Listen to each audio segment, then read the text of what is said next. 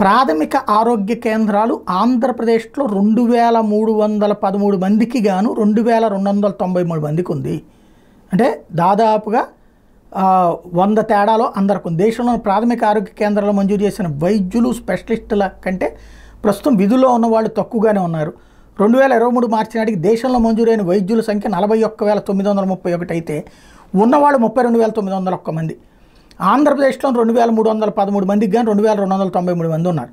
తెలంగాణలో 1188 మందికి గాను 757 మందే ఉన్నారు. పిహెచ్సిలో అత్యధిక డాక్టర్లు మహారాష్ట్రలో ఉన్నారు, 4065 మంది ఉన్నారు.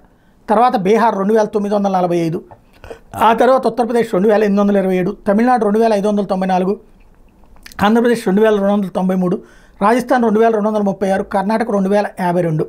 ఇది టోటల్గా టాప్ 7 స్టేట్స్ ఇవి. కేంద్ర ఆరోగ్య కుటుంబ సంక్షేమ శాఖ చెప్తుంది.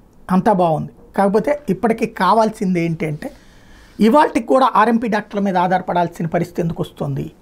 ఆ ప్రాథమిక ఆరోగ్య కేంద్రాన్ని గురించి ప్రచారం చేయండి.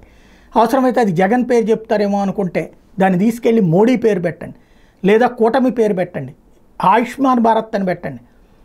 ఆ పేర్లతో నడిపించండి. అమృత కేంద్రాలను ఏదో పెడతా ఉంటున్నారు కదా, ఏదో ఒక పేరు పెట్టి ముందు వాటి గురించి బాగా ప్రచారం చేయండి. మీకు జ్వరం వచ్చినా, దగ్గు వచ్చినా, ఒళ్ళు నొప్పులు వచ్చినా ఆర్ఎంపీలను కాకుండా అక్కడికి వెళ్ళండి అని చెప్పండి. అట్లాగే ఈ సేవలని ఆ చుట్టుపక్కల అవసరమైతే ఇళ్ళకి పంపించేటట్టు చూడండి. అప్పుడు ప్రభుత్వాన్ని మెచ్చుకుంటారు ప్రజలు.